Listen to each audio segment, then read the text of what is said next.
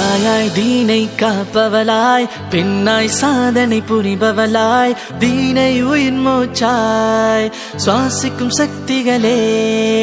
தாயாய் தீனை காப்பவளாய், பெண்ணாய் சாதனை புரிபவளாய், தீனை உயிர் மூச்சாய் சுவாசிக்கும் சக்திகளே. من شرور أنفسنا ومن سيئات أعمالنا من يهده الله فلا مضل له ومن يضلل فلا هادي له ونشهد أن لا إله إلا الله وحده لا شريك له ونشهد أن سيدنا ومولانا محمدا عبده ورسوله الذي أرسل بالحق بشيرا ونذيرا وداعيا إلى الله بإذنه وسراجا منيرا. أما بعد فأعوذ بالله من الشيطان الرجيم. بسم الله الرحمن الرحيم. إن الله وملائكته يصلون على النبي يا أيها الذين آمنوا صلوا عليه وسلموا تسليما. اللهم صل على سيدنا محمد وعلى آل سيدنا محمد وبارك وسلم عليه. اللهم صل على سيدنا محمد وعلى آل سيدنا محمد وبارك وسلم عليه. اللهم صل على سيدنا محمد الذي قرنت البركة بذاته ومحياه وتعترت العوالم بطيب ذكره ورياه. وقال الله تعالى في كلامه القديم والفرقان المجيد بفضل بسم الله الرحمن الرحيم. يا أيها الذين آمنوا لا يحل لكم أن ترثوا النساء كرها. وقال نبينا محمد رسول الله صلى الله عليه وسلم أيها الناس اتقوا في النساء أوصيكم بالنساء خيرا أو كما قال عليه الصلاة والتسليم.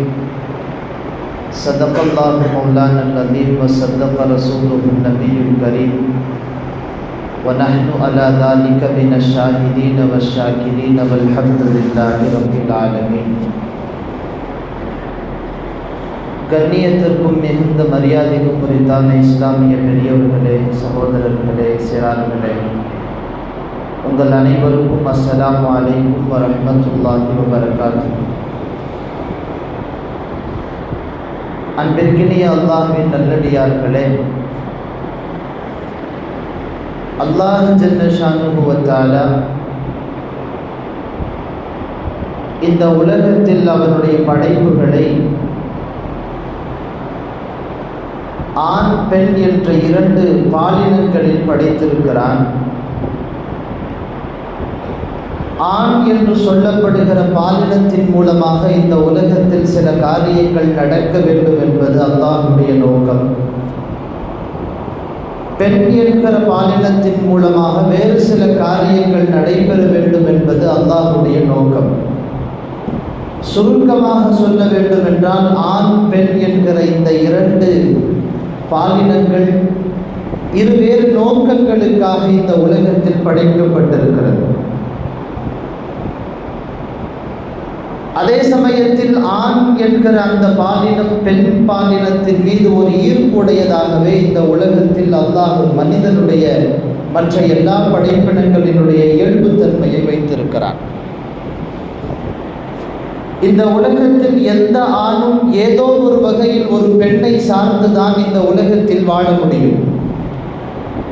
எந்த ஒரு பெண்ணும் ஏதோ ஒரு வகையில் ஒரு ஆணை சார்ந்துதான் வாழ முடியும் என்கிற இந்த வாழ்வியல் தத்துவத்தை அல்லாஹ் இந்த உலகத்திலே வைத்துவிட்டு இந்த இரண்டு பாலினங்களும் இருவேறு நோக்கங்களில் இந்த உலகத்தில் படைக்கப்பட்டார்கள் என்பதை வாழ்வியல் ரீதியாக நமக்கு உணர்த்துகிறார்.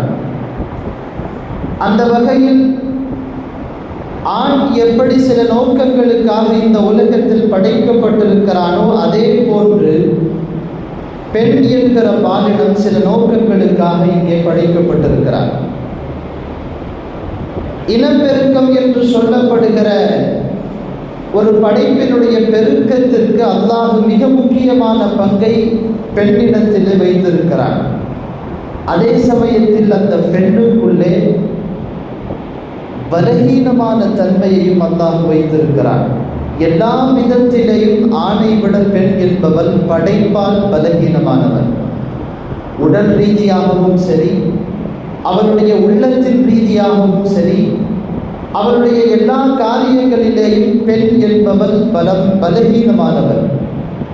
காரணம், அவள் விலா எலும்பிலே இருந்து படைக்கப்பட்டவள். ஆதம் அலைஹிஸ்ஸலாம் அவர்களை அல்லாஹ் படைத்ததற்கு பிறகு எப்படி ஆதம் அலைஹிஸ்ஸலாம் அவர்களை அல்லாஹ் பார்த்து பார்த்து அவர்களை செய்து படைத்தானோ அந்த மாதிரி ஹவ்வா அலைஹிஸ்ஸலாம் படைக்கப்படலையே. அவர்களின் விலா எலும்பிலிருந்து மிக லேசாக படைக்கப்பட்டு விட்டார். அப்ப இரண்டு படைப்பும் படைப்பு ரீதியாகவே வேறுபட்டிருக்கிற போது எந்த அடிப்படையிலும் ஆணும் பெண்ணும் ஒரே சமக்கோட்டில் பயணிக்க வேண்டும் என்று நினைக்க முடியாது. பெண்ணுடைய குணாதிசயங்களும் அவளுடைய பழக்க வழக்கங்கள், அவளுடைய உடலுடைய வாகு எல்லாம் வேறு மாதிரியாக இருக்கும். ஆண் என்பவன் படைப்பு ரீதியாக வேறு மாதிரியாக இருப்பான். இப்படி இருவேறு படைப்புகளாக இருக்கிற இந்த படைப்புக்கு இடையில் இஸ்லாம் சொல்லுகிறது, ஆண்களாகிய நீங்கள் அர்ரிஜாலு கவ்வாமூன அலன் நிசா, பெண்களின் மீது அவர்களுக்கு செய்ய வேண்டிய நிர்வகிப்பு பணிகளை நீங்கள் செய்து தர வேண்டும். நீங்கள் தான் நிர்வாகிகளாக இருக்க வேண்டும். ஆண்களினுடைய நிர்வாகத்திலே தான் எல்லாம் நடைபெற வேண்டும். பெண்களை நீங்கள் நிர்வகித்து கொண்டு போக வேண்டும். அதே சமயத்தில் அவர்களுக்கு தர வேண்டிய உரிமைகளை தந்துதான் அவர்களை நீங்கள் வாழ்க்கையிலே நகர்த்தி கொண்டு போக வேண்டும் என்று இஸ்லாம் சொல்லுகிறது. அதே போன்று ஒரு பெண்ணை கையாளுகிற போது மிக கவனமாக கையாள வேண்டும். நம்ம எல்லாருக்கும் ஆண்களுக்கு அவர்களுக்கு கீழே ஏதாவது ஒரு வகையில், தாய் என்கிற வகையில், மனைவி என்கிற வகையில், சகோதர சகோதரிகள் என்கிற வகையில், மகள் என்கிற வகையில் நம்மை சார்ந்து ஏதாவது ஒரு பெண் கண்டிப்பாக இருப்பார். அந்த பெண்ணோடு எப்படி கையாள வேண்டும் என்பதை மார்க்கம் சொல்லுகிறது. அவர்கள் மிக கவனமாக கையாளப்பட வேண்டும்.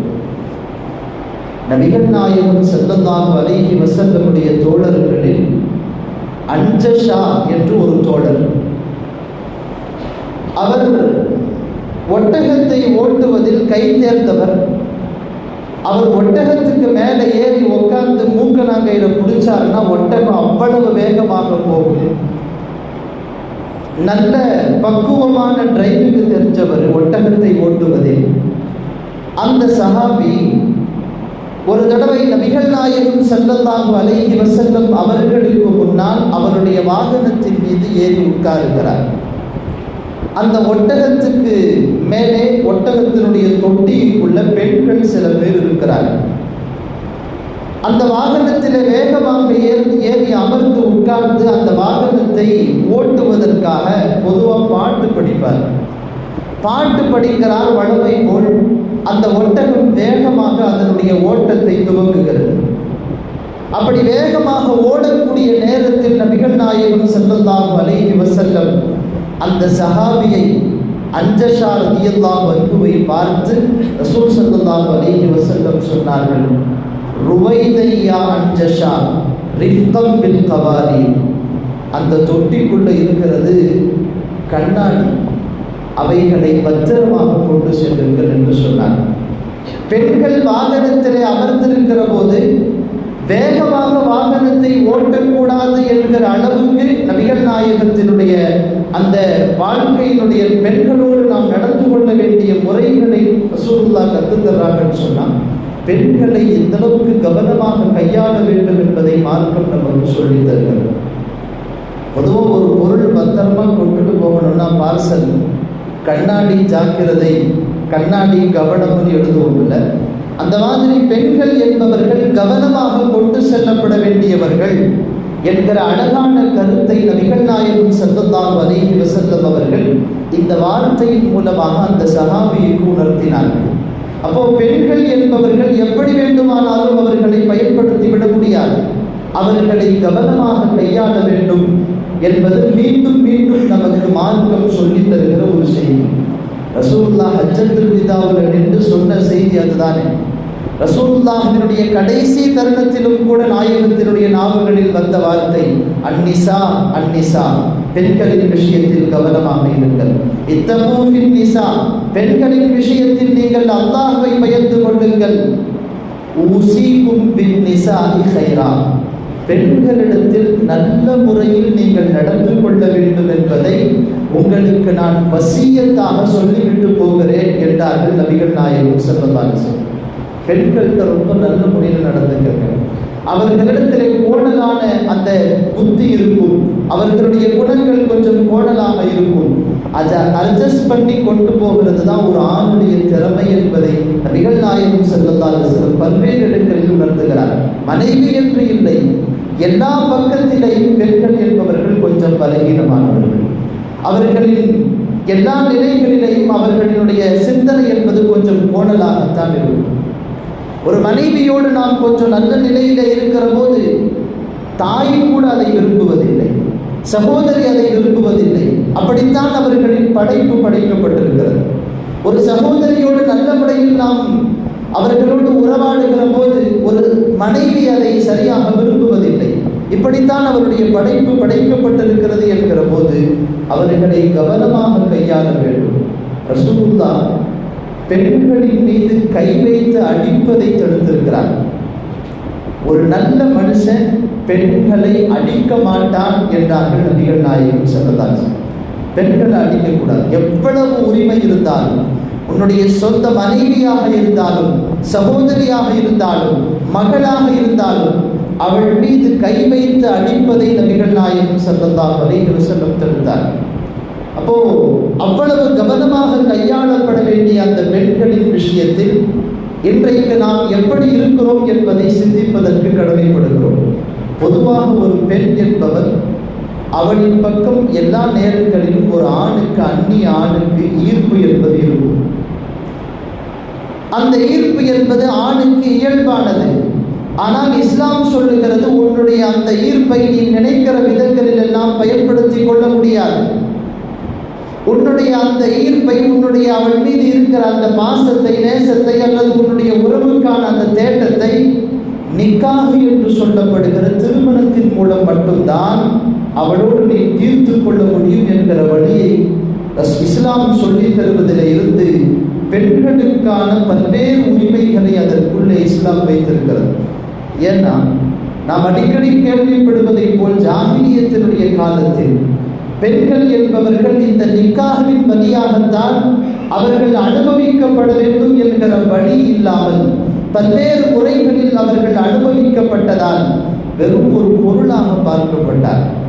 ஒரு உயிராக கூட அந்த மக்கள் அவர்களை மதிக்கவில்லை. ஒரு மனைவி அவருடைய கணவன் வஃபாத்தாகிவிட்டால், இறந்து விட்டால், அந்த ஜனாசாவுக்கு வரக்கூடிய யாராவது ஒருவர் அந்த மையத்தினுடைய வாரிசுதாரர்களோ அல்லது அவருடைய நண்பர்களோ அவர்களின் துண்டை தூக்கி அந்த பெண்ணின் மீது போட்டு விட்டால், அந்த பெண் யாருடைய துண்டு போடப்பட்டதோ அவளுக்கு சொந்தம் என்று அந்த சமூகம் சொல்லிக் கொண்டிருந்தது. அவ்வளவு மோசமா அந்த சமூகம் பெண்களை பயன்படுத்தியது.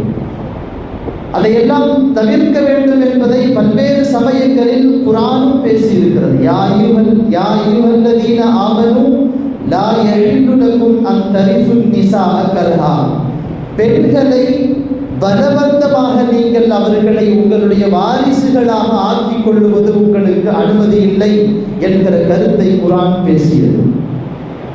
அந்த பெண்ணை எடுத்துக்கொண்டு போய் என்ன வேண்டுமானாலும் செய்வார். அழகான பெண், உயர்ந்த குலத்து பெண்ணாக இருந்தால் திருமணம் முடிச்சுக்குவான். கொஞ்சம் பேக்வேர்டில் இருந்தால் அந்த பெண்ணை அடிமைப்படுத்தி வைத்துக் கொள்ளுவான். அவன் நினைப்பதை போல் அந்த பெண்களை பயன்படுத்துவான். இஸ்லாம் சொன்னது, அந்த பெண்ணுக்கு அனுமதி இல்லாத வரை, அந்த பெண் உன்னை விரும்பாத வரை, அந்த பெண்ணோடு நீ எந்த வகையிலையும் அந்த பெண்ணை ஆதிக்கம் செலுத்த முடியாது என்று இஸ்லாம் சொன்னது. ஒரு பெண் நான் இந்த கணவனுக்கு கீழே இருப்பதற்கு விருப்பப்படுகிறேன் என்று அவளாக வந்து திருமணம் முடித்துக் கொள்ளாத வரை அந்த பெண்ணிடத்தில் எந்த விதமான உரிமையும் ஆண் காட்ட முடியாது என்பதை ஆழமாக பேசியது இஸ்லாம் ஒன்றுதான். ஆனால் அந்த இஸ்லாமை பற்றி பல்வேறு கருத்துக்கள் பரப்பப்பட்டது. நாம் அடிக்கடி கேள்விப்படுவதைப் போல் பெண்களை இஸ்லாம் அடிமைப்படுத்தி வைத்திருக்கிறது என்று பேசுகிறது. இன்னைக்கு அந்த எல்லா சமூகமும் ஒரு கருத்துக்குள்ள ஒன்றுபட்டு வந்து விட்டார். இஸ்லாம் சொல்லக்கூடிய சட்டங்களும் இஸ்லாம் வகுத்து தருகிற அந்த வாழ்வியல் நெறிமுறைகளும் இன்றைக்கு எங்களுக்கு சரியாக படுகிறது என்று இன்றைக்கு சகோதர சமயத்தில் இருந்து நிறைய பேர் பேச துவங்கி இருக்கிறார். அப்படி பேச துவங்கியதற்கு நாம் எல்லாம் அறிந்து வைத்திருப்பதை போல் அதற்கான காரணங்கள் என்ன? இங்கே பெண்களுக்கு எதிராக அவிழ்த்து விடப்பட்ட அந்த வன்மங்கள் என்பது மிக முக்கியமான காரணம். தொடர்ந்து சொல்லில் அடக்கிவிட முடியாத அளவுக்கு வன்மங்கள் தொடர்ந்து அவிழ்த்து விடப்பட்டது. டெல்லியினுடைய நிர்பயாவின் சம்பவத்தில் இருந்து துவங்கி ஆசிஃபாவினுடைய சம்பவமும், தொடர்ந்து குஜராத்தினுடைய அந்த சம்பவங்களும், தொடர்ந்து இன்றைக்கு நாம் தமிழகத்திலே சந்தித்துக் கொண்டிருக்கிற பல்வேறு சம்பவங்கள் சொல்லிக்கொண்டே போகலாம். வன்மங்கள் என்பது தொடர்ந்து நடந்து கொண்டே இருக்கிறது. பெண்களுக்கு எதிராக இப்படி வன்மங்கள் நடைபெறுகிற சமயங்களில் மக்கள் ஒரு விஷயத்திலே தெளிவோடு இருக்கிறார்கள். இஸ்லாமிய சட்டங்கள் என்பது நிறைவேற்றப்பட்டால் கண்டிப்பாக இந்த பிரச்சனைகள் எல்லாம் தீர்வுக்கு வரும் என்பதை புரிந்து வைத்திருக்கிறார். இன்னைக்கு திரும்ப அங்க ஒண்ணு இங்க ஒண்ணுன்னு நடந்துகிட்டு இருந்தது. இன்றைக்கு திரும்புகிற திசைகளில் எல்லாம் அந்த செய்திகளை கேட்டுக்கொண்டே இருக்கிறோம். பெண்களுக்கு இன்றைக்கு அதிலையும் குறிப்பா இந்தியாவில் அல்லாஹ் திரும்புகிற திசைகளில் எல்லாம் எல்லா துறைகளிலேயும் பெண்களின் பாதுகாப்பு என்பது கேள்விக்குறியாக இருக்கிறது. மருத்துவத்துறையானாலும், காவல்துறையானாலும், நீதித்துறையானாலும், கல்வித்துறையாக இருந்தாலும், எல்லா துறைகளிலையும், திரைத்துறையை தொடங்கி எல்லா துறைகளிலேயும் இன்றைக்கு பெண்களுக்கு பாதுகாப்பு என்பது கேள்விக்குறி. இப்படிப்பட்ட ஒரு சமூகம் நகர்ந்து கொண்டு போவதை பார்க்கிற போது மீண்டும் இந்த சமூகம் அறியாமையினுடைய காலத்தை நோக்கி போகிறதோ என்று பயமாக இருக்கிறது. ஏன்னா இன்னைக்கு அப்படி ஒரு மெயின் செட் வந்துருச்சு. பெண்கள் என்பவர்கள் ஒரு பயந்த நிலையிலேயே இன்னைக்கு வாழக்கூடிய சூழல். ரசூலுல்லாஹ் என்ன சொன்னாங்க? ஷாம் தேசத்தில் இருந்து ஒருவன் மதீனாவுக்கு ஒரு பெண் தன்னந்தனியாக வரக்கூடிய அளவுக்கு நிம்மதி என்பது இந்த பூமியில் நிலைநாட்டப்பட வேண்டும், அதற்குத்தான் நான் போராடுகிறேன் என்றார்கள் நபிகள் நாயகம் ஸல்லல்லாஹு அலைஹி வஸல்லம். இவ்வளவு போராட்டத்திற்கு பின்னால் பாதுகாக்கப்பட்ட பெண்களின் அந்த சமூகம் என்பது இன்றைக்கு மீண்டும் அவர்களினுடைய பாதுகாப்பு கேள்விக்குறியாக்கப்பட்டிருப்பது இஸ்லாமியர்கள் நாம் வாய் திறக்க வேண்டிய கட்டாயத்தில் இருக்கிறோம். இந்த நிலையை மாற்ற வேண்டும் என்றால் இதற்கான தீர்வு இஸ்லாம் ஒன்றுதான் கொடுக்க முடியும், எந்த சந்தேகமும் இல்லை.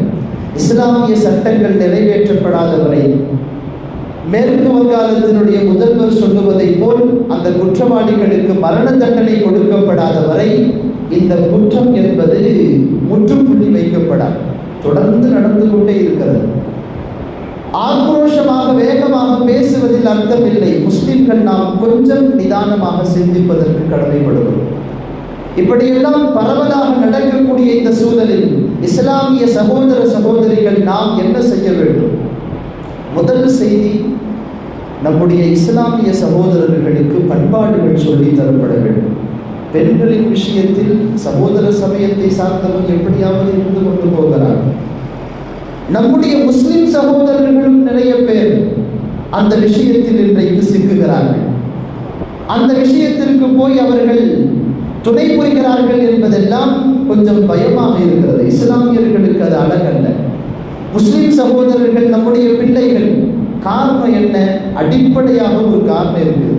இன்னைக்கு எல்லாரும் போதைக்கு அடிமையாயிருக்கான். போதைக்கு அடிமையானதற்கு பின்னால் எல்லா தவறுகளையும் சர்வசாதாரணமாக செய்வதற்கு நம் சமூகம் உட்படும் என்பதால் நம்முடைய சமூகத்தை அடியில இருந்து வேரில இருந்து கொஞ்சம் சரி செய்வதற்கு, கொஞ்சம் சுதாரிப்பதற்கு நாம் எல்லோரும் கடமைப்படுவோம். அவர்களுக்கு பெண்களினுடைய கண்ணியம் என்பது சொல்லித் தரப்பட வேண்டும். பெண்களின் விஷயத்தில் கவனமான வார்த்தைகளை பிரயோகிக்க வேண்டும் என்பது நம்முடைய இஸ்லாமிய சகோதரர்களுக்கு. மற்றவன் எப்படியாவது போயிட்டு போறான். நம்முடைய வீட்டு பிள்ளைகளுக்கு பெண்கள் என்பவர்கள் பாதுகாக்கப்பட வேண்டியவர்கள். அவர்களின் கண்ணியம் என்பது பாதுகாக்கப்பட வேண்டும். அவர்களின் மன ரீதியான உடல் ரீதியான விஷயங்கள் என்பது பாதுகாக்கப்பட வேண்டும் என்கிற விஷயங்களை வளருகிற வயதிலேயே நம்முடைய பிள்ளைகளுக்கு சொல்லித்தரும். ஏன்னா இன்னைக்கு நம்முடைய பிள்ளைகள் ஸ்கூலுக்கு போகிறான், காலேஜுக்கு போகிறான், மக்தபு மதரசாக்களுக்கு போகிறான். எல்லா இடங்களிலேயும் ஏதாவது ஒரு ரீதியில் பெண்களை பார்க்கிறார்கள். 4 வயசு பிள்ளையாக இருந்தாலும் 40 வயது கிழவியாக இருந்தாலும் பாதுகாப்பு இல்லை என்று சொல்லப்படக்கூடிய அளவுக்கு சமூகம் கெட்டுவிட்டது. இந்த சமூகத்திடத்தில் நம்முடைய பிள்ளைகளை தருகிற போது அவர்களுக்கு அந்த பாடங்கள் முறையாக சொல்லித்தரப்பட்டு அந்த சமூகத்திடத்தில் நம்முடைய பிள்ளைகள் என்பது தரப்பட வேண்டும். முதல் செய்தி. இரண்டாவது, நம்முடைய பெண் பிள்ளைகள் என்பவர்கள் அவர்கள் முதலில் அவர்களின் கண்ணியத்தை உணர்ந்து பாதுகாப்பு வளையத்திற்குள்ளே வர வேண்டும்.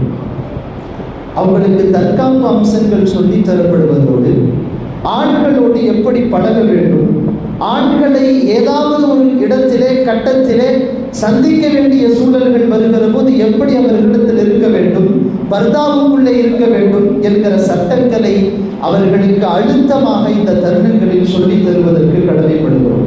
பெண்களினுடைய பாதுகாப்பு என்பது இந்த வழிகளிலெல்லாம் செய்யப்பட வேண்டும் என்பதை சொல்ல வருகிறேன். பெண்களை நாம பாதுகாக்கணும் அப்படின்ட்டு நாம அடியெடுத்து வைக்கிற முதல் கட்டத்தில் இஸ்லாம் சொல்லுகிறது, பர்தாவுக்குள்ளே வா. பெண்களின் பாதுகாப்பு என்பது அதுதான். இதை இன்னைக்கு பேசினா ஃபண்டமெண்டல்னு சொல்லலாம், அதை முற்போக்குவாதிகள் பேசுகிறார்கள் என்று நீங்கள் எல்லாம் நினைக்கலாம். இன்றைக்கு சமூகம் அப்படித்தான் நினைக்கிறது.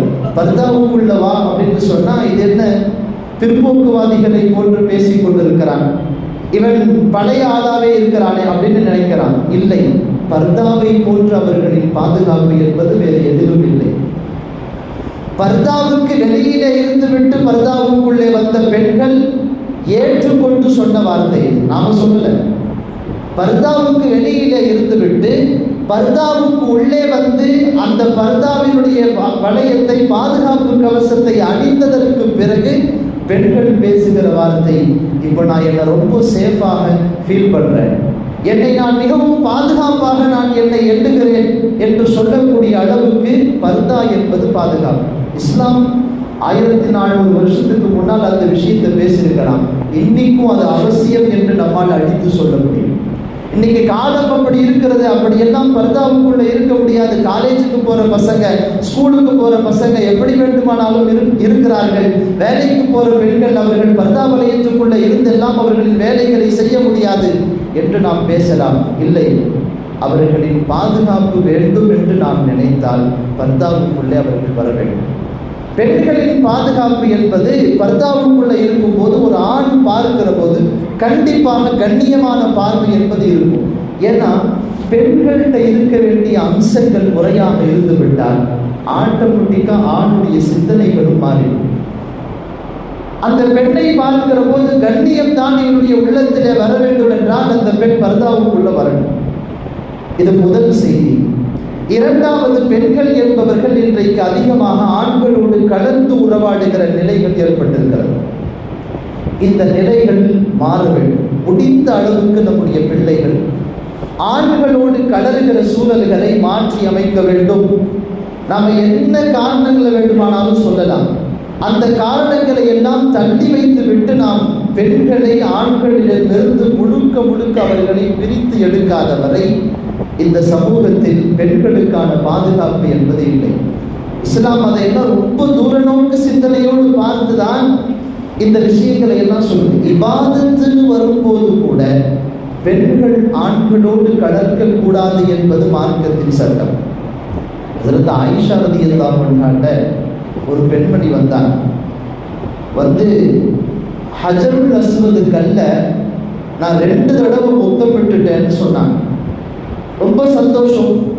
ஹஜருல் அஸ்வது கல்லை முத்தமிடுவதற்காக வேண்டித்தான் நாம் அந்த காபத்துல்லாவை சந்திக்க போகிறோம். அப்படிப்பட்ட ஒரு உன்னதமான அந்த இபாதத்தை செய்துவிட்டு சந்தோஷம் பொங்க ஆயிஷா ரலியல்லாஹு அன்ஹா வந்து அந்த பெண்மணி சொல்றாங்க, நான் ஹஜருல் அஸ்வது கல்ல இந்த தடவை உம்ராவுக்கு போகும்போது 2 தடவை முத்தமிட்டேன். ஆயிஷா ரலியல்லாஹு அன்ஹா அந்த பெண்ணை பார்த்து முகம் சிவந்த நிலையில் கோபத்தோடு சொன்னாங்க, அல்லாஹ் உனக்கு அதனுடைய கூலியை தராம போகணும்னு சொன்னாங்க. அந்த பெண் திடுக்கிட்டு கேட்கிறார்கள், உம்மஹாத்துல் முஃமினீனே, முஃமின்களினுடைய தாயை ஏன் இப்படி சொல்லுகிறீர்கள்? நான் ஒரு நல்ல காரியத்தை செய்து விட்டு வந்து சொல்லுகிறேன், அதற்கு நன்மை கிடைக்கக்கூடாது என்று சொல்லுகிறீர்களே, பதுவா செய்தீர்கள். அப்பதான் ஆயிஷா ரலியல்லாஹு அன்ஹா சொன்னாங்க, ஆம், அத்தனை ஆண்களை இடித்து கொண்டு போய் நீ அந்த ஹஜருல் அஸ்வத் கல்லை முத்தமிட்டு விட்டு வருவதை விட தூரத்தில் நின்று அந்த கல்லை பார்த்து இஷாரா செய்து அல்லாஹு அக்பர் என்று சொல்லியிருந்தால் அந்த நன்மையை உனக்கு கிடைத்திருக்கும் என்று சொன்னார்.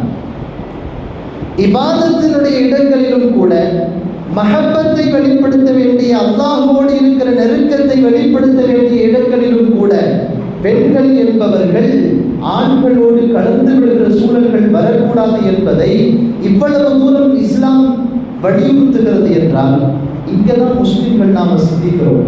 இவ்வளவு அழகான வாழ்க்கை திட்டத்தை வகுத்து தந்திருக்கிற இஸ்லாமிய மார்க்கத்தை ஏற்றிருக்கிற முஸ்லிம்களாகிய நாம் இதெல்லாம் விட்டுட்டு உட்கார்ந்திருக்கிறோமே. இன்றைக்கு நம்முடைய பிள்ளைகளும் இப்படி சீரழிந்து கொண்டிருக்கிறார்களே, ஆண்களும் அதிலே விதிவிலக்கில்லை, பெண்களும் விதிவிலக்கில்லை என்று சொல்லக்கூடிய அளவுக்கு சீரழிந்து கொண்டு சமூகம் போய்கொண்டிருக்கிறது. வேற எவனாவது எப்படியாவது போறான், நம்முடைய சமூகத்தை பாதுகாக்க வேண்டிய பொறுப்பு நம்முடையது தானே என்று சிந்திப்பதற்கு இஸ்லாமியர்களாகிய நாம் கடமைப்படுவோம். எனவே எல்லாம் வல்ல அல்லாஹ் ஜல்ல ஷானுஹு நம்முடைய அடுத்த தலைமுறையினர்களை இந்த உலகம் போகிற போக்கில் போக விடாமல் அவர்களை தடுத்து இஸ்லாமிய நெறிப்படி வாழக்கூடிய மேன்மக்களாக எல்லாம் வல்ல அல்லாஹ் ஜல்ல ஷானுஹு நம்முடைய இளம் சமூகத்தினரை ஆக்கி தந்தல் செய்வானாக. வாஃபிர் தாவானா அல்ஹம்துலில்லாஹி ரப்பில் ஆலமீன்.